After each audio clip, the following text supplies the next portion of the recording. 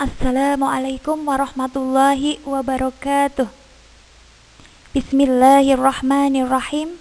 Alhamdulillahirabbil alamin. Wassalatu wassalamu ala asrofil mursalin wa ala alihi wa ashabihi ajmain. Amma ba'du. Alhamdulillah, pada kesempatan kali ini kita bisa bertemu kembali dalam pembelajaran online akidah akhlak. Kali ini Ustadzah akan menjelaskan materi akidah akhlak kelas 9, bab iman kepada hari akhir. Untuk lebih jelasnya, yuk kita simak videonya.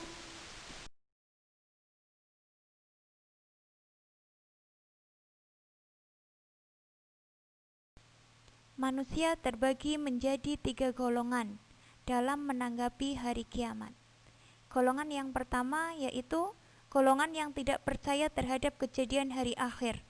Mereka beranggapan bahwa kehidupan hanyalah ada di dunia ini.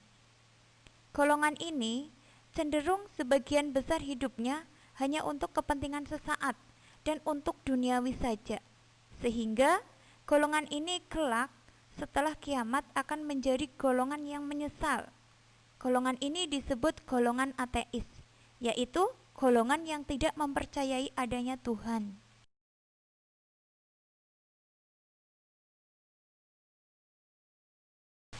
Golongan yang kedua yaitu golongan yang tidak mengenal ibadah, tidak pula mengenal Tuhan. Golongan yang mempercayai adanya reinkarnasi, yakni kembalinya manusia setelah mati sesuai dengan amal perbuatannya. Seperti jika manusia tersebut selama kehidupan di dunianya baik, maka ia akan hidup kembali menjadi manusia yang lebih baik.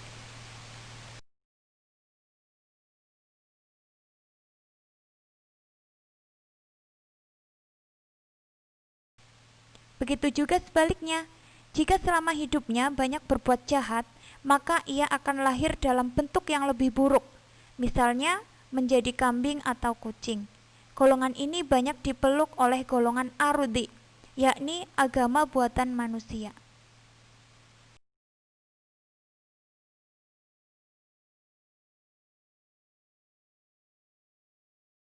Golongan ketiga yaitu golongan yang meyakini adanya hari akhir. Golongan ini dianut oleh pemeluk agama samawi, yakni agama yang berasal dari Allah Subhanahu wa Ta'ala. Semua agama samawi meyakini dan membenarkan terjadinya hari pembalasan atau hari kiamat. Sebab agama ini adalah agama yang diwahyukan Allah Subhanahu wa Ta'ala untuk hambanya hingga akhir zaman.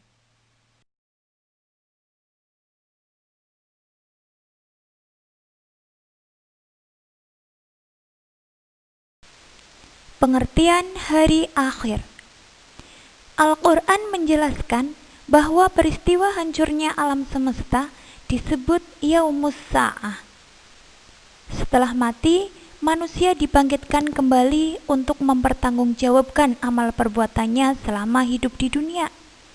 Hidup setelah mati itulah yang disebut hari akhir.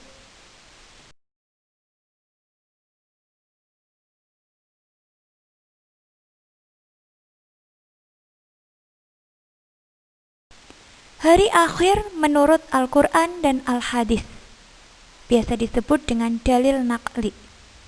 Di dalam Al-Quran surat Al-An'am ayat 134 disebutkan, Bismillahirrahmanirrahim, Innama tu'aduna la'ati wa ma antum bimu'jizin. Yang artinya, sesungguhnya apapun yang dijanjikan kepadamu pasti datang dan kamu tidak mampu menolaknya.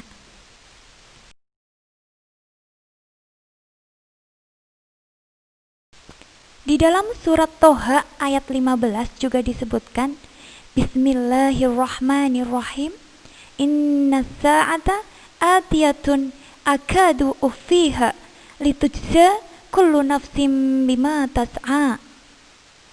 Yang artinya, sungguh hari kiamat itu akan datang. Aku merahasiakan waktunya agar setiap orang dibalas sesuai apa yang telah dia usahakan.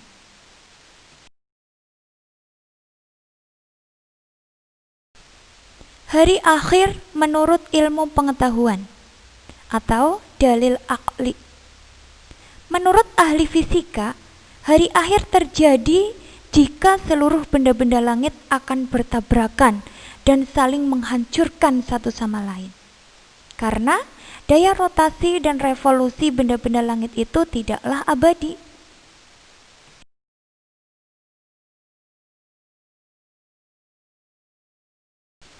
Para pakar antariksa menyatakan bahwa setiap detik matahari itu kehilangan beratnya sebesar 4 juta ton.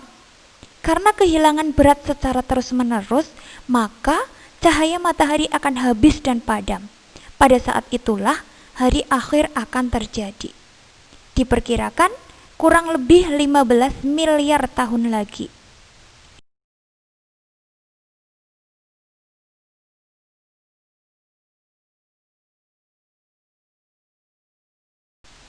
Tanda-tanda hari akhir.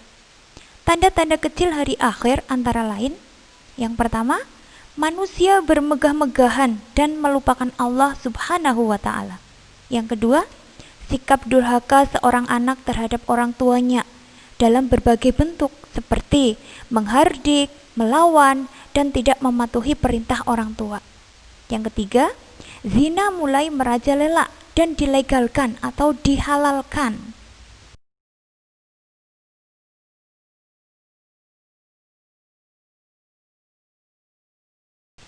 Yang keempat, ilmu agama tidak dianggap penting lagi. Yang kelima, manusia kembali menyembah selain Allah Subhanahu wa Ta'ala, sehingga benar-benar melupakan Allah. Yang keenam, banyak ahli Al-Quran, tetapi kelakuannya fasik, yaitu hafalan Al-Qurannya itu cuma sebagai bacaan, tanpa dipahami dan diamalkan oleh pembacanya.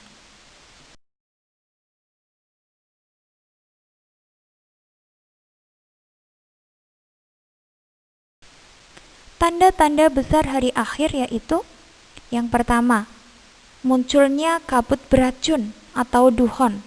Yang kedua, munculnya dajjal. Yang ketiga, terbitnya matahari dari arah terbenamnya. Yang keempat, terbelahnya bulan.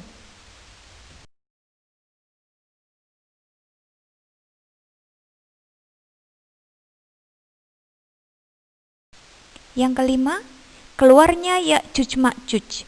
Yang keenam, munculnya Isa bin Maryam. Yang ketujuh, sering terjadi peristiwa gempa bumi. Yang kedelapan, keluarnya hewan yang aneh dari dalam bumi. Yang kesembilan, keluarnya api dari dasar bumi yang membinasakan manusia.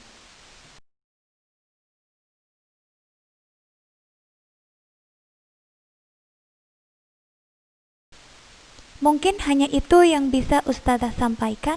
Kurang lebihnya mohon maaf yang sebesar-besarnya. Terima kasih atas perhatiannya. Sampai bertemu kembali di video berikutnya. Wabillahi taufiq wal hidayah. Wassalamualaikum warahmatullahi wabarakatuh.